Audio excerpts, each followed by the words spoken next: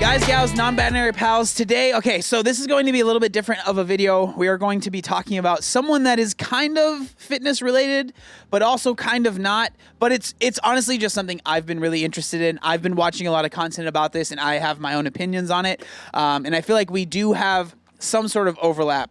So today we're going to be talking about Rachel Hollis and the recent debacles that she has been going through, for lack of a better term, and my opinions on it. So if you're not familiar with who Rachel Hollis is, she got popular, I think it was in around 2016, where she shared a post on her Instagram where she was showing that her body isn't quote unquote perfect. It was like a body positivity kind of post. So this is the actual picture right here.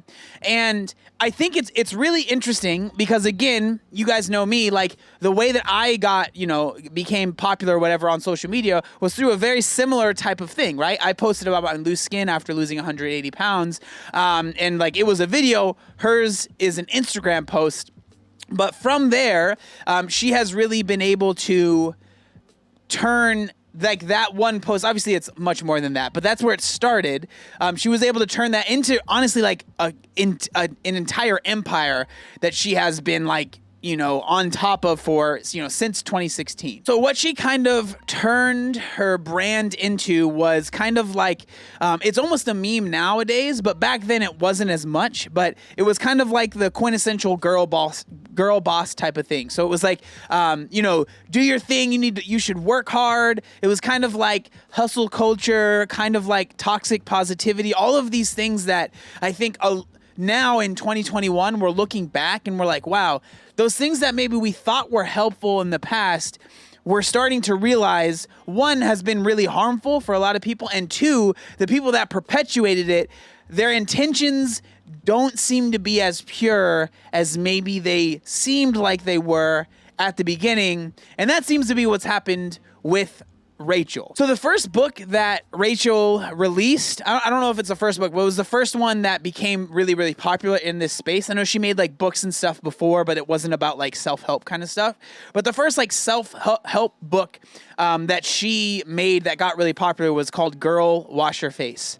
And it was, I actually remember when this was like a really big thing, and there was like a lot of women in my life that I was close to. They were all kind of like all about it, and they were all like really, really into it. And I remember it was very popular in like the kind of like Christian woman sphere. I don't know why, but that's kind of where she ended up hitting. That's what her like main audience was. One thing that she started doing at this time was she was doing a lot of like speaking engagements, but she was doing a lot of speaking engagements with popular MLMs. And she would like go to these, how like all these, if you guys don't know what an MLM is, it's like Beachbody or Arbonne. It's these companies that are kind of like pyramid schemes, but not exactly, where it's all about recruit your friends. And then again, they are really popular with, like housewives and people that, maybe are at home, and you can build a business and yada, yada, yada, right? So she got really popular with that crowd. So then she started doing these speaking engagements, talking at these MLM, basically like it's like these, it's like these big hype parties that they would do. So she became really popular in that sphere as well. Moving on, we're gonna skip ahead to 2019, and this is when I think a lot of people started to look at Rachel with maybe a little bit different of a light, maybe a little bit different of a lens, I guess is a better way. So that was the year that she released her second book, which was called Girl, Stop Apologizing. So this is the cover of that book. So this came out in 2019. Now, I want to show you guys, this blew my mind. When I first saw this, I was like, how is this a real thing? I could not believe it. So this book came out in 2015 called Hey Ladies, Stop Apologizing. Y'all, look at this. Are you kidding me? This is insane. It didn't even try to change it. It's the same font almost. Like, who does that? So, I think that when people saw this and she got called out for it, obviously people were like, this doesn't seem very boss babe to me, you know? This seems more plagiarized babe, you know? That's kind of the vibe I'm getting. I'm getting more plagiarized babe than I am getting boss babe from this, allegedly stolen or allegedly copied, plagiarized piece of, content that she had made. And then around this time as well, she became kind of like this figure. This is really popular just in general, but like she became this figure about like talking about marriage and how you have a good marriage and how you have like how you treat your husband and how your husband should treat you and how you should do, like as a woman you should do XYZ to be a good wife, and as a husband he should do XYZ to be a good husband, and then you come together and that's how you become a good like couple. And like they would like her and her husband, who she married, and he was a Disney executive. And so her whole story started as, like, she talked a lot about how she built her business from the quote-unquote ground up. And what she did back in the day was she did, it was like party planning. And so in her, I think it's her first book, I'm pretty sure. It might be the second book, I don't know. But she basically talked a lot about how she built her business from the ground up, and she's a boss babe, and she works so hard and she grinds so hard. And because she grinds so hard, she's able to, she was able to build her business. But the thing is like, I'm sure she grinded, #grind, and hustled so hard. I'm sure she worked hard. But again, she was married to her husband was a Disney executive, and that was definitely played a part into her being able to throw these parties for influential people. And to act like that's not at all part of what helped you be successful, I think is a little disingenuous. And again, there's nothing wrong with using like the connections that you have. There's nothing wrong with that at all. But be honest about it. That's all I'm asking. Be honest about using the connections that you have. Be honest about talking about the privilege that you do have, because a lot of people that have privileges don't like to talk about the privileges that they might have. But just be honest about that, and we're going to be good. We're golden from there, right? So the next thing that kind of, I think, made people a little weary of what she's been putting out there. Again, there's a reason that I went so hard about talking about their marriage, is because I think it was in 2020, they ended up getting a divorce, which again, on its own, do your thing, right? Like, you can do that. But a huge part of her brand and their brand at this point, because he ended up leaving Disney to work for her or to become the CEO or whatever, but they ended up getting a divorce. And a lot of their brand was about being a perfect married couple. But the thing that is crazy, bro, if this is a boss babe move, all right? Y'all take notes, okay? 6 weeks after she got a divorce, she put out a book about it. Dog, are you kidding me? What else? Hey, she is a boss babe for that move. # boss babe move right there, okay? Like, that is savage.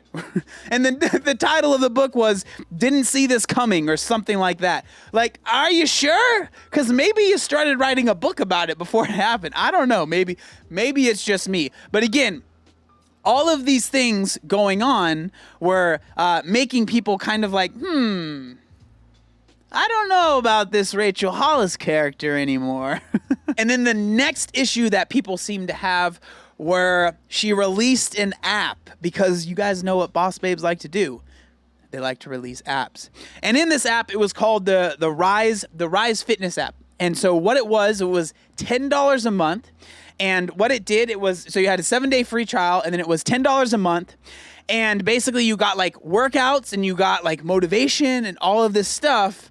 But when the app came out, again, the things that were promised in the app were not in the app. The workouts were very lackluster. Like, they would have 3 different difficulties, but basically the three different difficulties were basically, okay, easy is a 10-minute workout, medium is a 20-minute workout, and hard is a 30-minute workout, but it's the same exact workout, but you're just doing it for a longer period of time. So that was one of the things. And there was just a ton of stuff that was missing from, again, a $10 a month app. $10 a month. Like that's not a cheap app. Like that's pretty expensive. And again, there was just a ton of stuff missing. And again, this is in the middle of a pandemic. Like the optics on this one were not good as well. So here are some of the reviews from this app right here. Okay. So this is a 2-star one. So it's someone that is obviously trying to be charitable at some point. I'm a person who wants to enjoy my workout. I don't enjoy punishing myself or working with personal trainers who yell at me for motivation. That being said, it feels like the creators are focusing much more on creating a fun environment than creating workouts that are functional and going to give you results. If you're someone who is brand new to fitness and just looking to generally move your body before graduating to other workouts, you may enjoy this. But if you're looking for workouts to give you results, I'd recommend using the Fit On, Obes, Sculpt Society, or something else. So these are 2 1-star reviews. So definitely uninstalling right now as we speak. Very undeveloped and overpriced. I personally would pay $1.99 a month for this app. I joined mainly for the gratitude walk aspect of it, and I thought it would be new recordings every day, weekly or something, but it was just that one recording. By the 3rd day, I had memorized pretty much everything, so it becomes boring. As someone mentioned, there are many other apps offering the same thing for free, so $9.99 is not worth it for the content provided, in my opinion. So literally, they're like saying, oh, gratitude walks are going to be part of the app. They're like marketing that, and it's literally one walk where someone's talking. That's insanity. And the last one, like most of the reviews I should have listened to, this app is disappointing. The idea behind it is wonderful, but it's lacking a lot. Tracking water, tracking minutes to know what is your best tracking, your gratitude. Biggest disappointment that feels like it's a gimmick is the absolute impossible way to find the area to stop the auto renew. I signed up for the first 7 days. It's a free trial. Set a reminder to check how I felt and stop well before the 24-hour period, but can't find the dang thing. I reached out to Hollis for tech support, and they replying with FAQs that may answer I'm assuming my questions. So again, it's like so many people. This is something that's so frustrating. Is that so many people, they follow these like creators, they follow these people, and it's like these creators and these people that are popular, they feel like they can just do whatever they want. It's like whatever I do, people will be happy with. And the thing that's really sad is that for the most part, like if you are a really hard supporter of someone, like people will usually kind of brush things off as like, it's not perfect, but I really like this person, and so I want to support them. And I don't think that's necessarily a bad thing, but it seems like a lot of these people were those people, but they got pushed so far that they were like, as much as I want to support this person, like I truly can't anymore. Like it's gotten too far. And this is something that happens so much with like quote unquote influencers or people like that. And so it just, it seemed to happen with her on a even bigger scale. So again, I think it's really important before we go into the last thing that I want to talk about. And honestly, like the thing that I saw that I was just like, oh my gosh, this is not #BossBabe. Okay. This is not. Her whole brand and her whole things that she has posted about is about being relatable to like women that are working from home or maybe are housewives or maybe are like, maybe want to do a little side hustle on the side to make a little bit of extra money. And, that's kind of been her whole thing, like to be relatable to those women. Again, let's go back to the post that made her popular, right? Like, or I don't want to say made her popular, but that got her in the limelight was this post where it's like, she's talking about not having a quote unquote perfect body, like, but I still love myself. I still work on myself. I still work on my health, like trying to relate to a lot of people, which is totally fine. Like there's nothing wrong with that.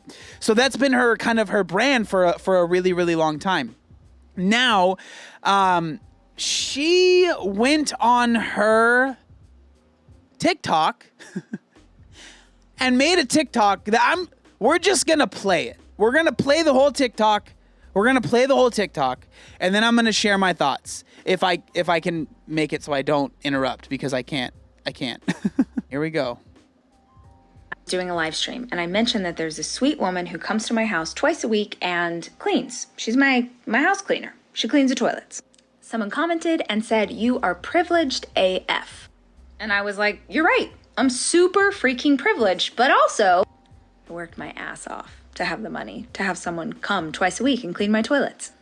And I told her that, and then she said, "Well, you're unrelatable." What is it about me that made you think I want to be relatable?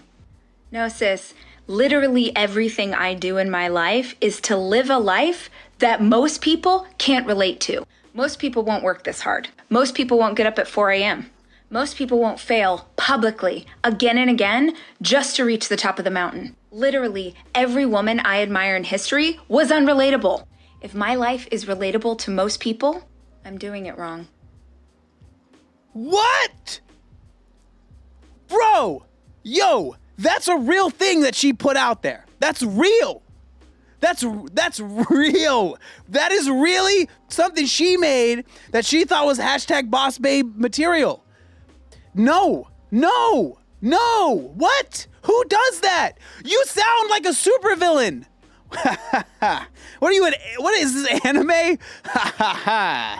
You think I want to be relatable? Well, that's where you're wrong. Bro, who does that? Okay, we're going to play it again, and I'm going to interrupt her, okay? Because I can't, Doing a live stream, and I mentioned that there's a sweet woman who comes to my house twice a week and cleans. She's my house cleaner. She cleans the toilets. Someone commented and said, "You are privileged AF." Okay, the first thing that is just red flag. Why keep bringing up the fact that they clean your toilets? Like, those are people that are working a hard job to clean your house for you, that you're paying, that are cleaning your whole house. They're not just cleaning your toilets. Like, why belittle it to that little thing? They are cleaning my toilets. That makes it seem like you feel like you are above this person that is hashtag cleaning your toilets, when they're actually your house cleaners that you pay to be in your house to clean your house for you. And I was like, you're right. I'm super freaking privileged, but also I worked my ass off to have the money to have someone come twice a week and clean my toilets. Okay, so do you think that the people that are cleaning your toilets, or your house cleaners, do you think they're just not working hard? Should they be hashtag more of a boss babe and maybe work harder to clean more hashtag toilets so they can become famous on Instagram and sell out arenas and sell more things to people? Should they be doing that? Because I'm pretty sure that they're working pretty hard to clean your toilets and also the rest of your freaking house. Oh man. Oh, we'll get it. We're gonna get into the caption. Don't you guys worry. Oh. And I told her that, and then she said, "Well, you're unrelatable." What is that? What is that? That is an anime. This is an anime thing right here. Like, who does this? Who does this? What is that? Oh my gosh. Holy smokes. Okay. What is it about me that made you think I want to be relatable? Everything you've ever made makes people think you want to be relatable. Everything you've ever made makes people think that. Are you freaking kidding me right now? Y'all, influencers have lost their mind. I think I've said this before, but I'm telling you right now, Spider-Man got it right. Either die the hero or you live long enough to become the anime villain named Rachel Hollis. I'm telling you right now, it's the truth. It's the truth. We see it right here. She turns into an anime villain. She turns into one. It's absolutely insane. Who does this? What is it about me that made you think I want to be relatable? I was told it was Batman. I'm sorry. My bad. No, sis. Literally everything I do in my life is to live a life that most people can't relate to. Most people won't work this hard. Yeah, they will, though. Like, that's the thing. Like, People work hard. They just aren't blessed to be in a position where that hard work means that the harder they work, the more money they make. It means that they just work longer hours. And it's not like, oh, dude, I can't stand this type of thinking. It's so toxic. It's so freaking frustrating, dude. I can't stand this type of thinking. Like, so you're telling me that people that struggle with money, that struggle with not having much, you're telling me they don't work hard? Like, this makes me mad because, like, I come from a family that didn't have much money, and my mom worked her freaking butt off, dude. Like, she worked so hard, and so did my dad. Like, They didn't become millionaires. They worked really hard, really hard.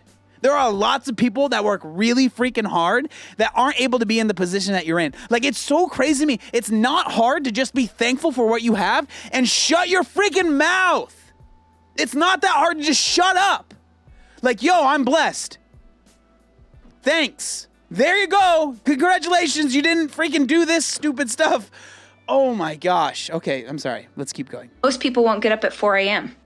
Who cares? No one cares how early you wake up. No one cares. I don't care how early you wake up. Some people don't go to sleep until 4 freaking a.m. I don't care how early you wake up. It doesn't make you any more of a freaking hashtag grind hustle boss babe, okay? No one cares. That's so annoying when people say that. It literally doesn't freaking matter, dude. Oh. Most people won't fail publicly again and again just to reach the top of the mountain. That is not something to be proud of, okay? I'm sorry. That is not... Most people will make stupid mistakes at time and time and time and time again. Yeah, they won't. They won't do that. Maybe take a page out of their book and stop. Stop it. Maybe do that. Holy smokes. Literally, every woman I admire in history was unrelatable. Okay, now we're going to get into it. This is the caption of this horrendous post, all right? Harriet Tubman, Harriet Tubman, RBG, Marie Curie, Oprah Winfrey, Amelia Earhart, Frida Kahlo, Malala, I'm not going to try and say that last name, Wu Zetian, all unrelatable AF. Happy Women's History Month. That was the caption of that video. That was the caption of that. She compared herself to Harriet Tubman. What? No. Harriet Tubman helped slaves. You're helping hashtag boss babes at MLM conferences, and you're helping yourself become a multimillionaire. Not the same. Rachel, that's not hashtag boss babe. That's hashtag not very smart for your brand. And you had to say sorry like 14 times after this. So she ended up saying sorry like a bunch of times. Like she said sorry a bunch of times. One of the things also with her, I know I'm going off so many tangents. I'm sorry. I'm trying to not, I try not to get too heated, but I can't help it. She made an apology. Apology was trash. Made another apology. And then one thing that she goes and does a lot is she blames her hashtag team. It's so frustrating. If you are going to actually take ownership, right? This is something that another person that is kind of similar to her is Jocko. He's like a motivational speaker, but he talks about like he's like a Marine guy and all this stuff. Navy SEAL, actually. His book is called Extreme Ownership. Bro, take ownership for the mistakes that even if it was your team, guess what? You're on top of the team. The buck stops with you, not with your team. So something that she's done many, many times has been she blames the team and then she gets rid of the team. And it's just this whole thing where it's like, take ownership. It's not that hard. So her team filmed that TikTok. Yeah, I know, right? So this is honestly still like developing. All of this stuff is still very, very new. But I had to talk about it. I couldn't help myself. I had to talk about this. I think that this type of like hustle culture, grind culture, all of this stuff is is so toxic, and I think we are seeing that play out, and we are seeing these people that claim to be, relatable, and I can help you change your life. It's like, really? Because that TikTok was really bad. So hopefully this made sense. Yeah. Holy smoke.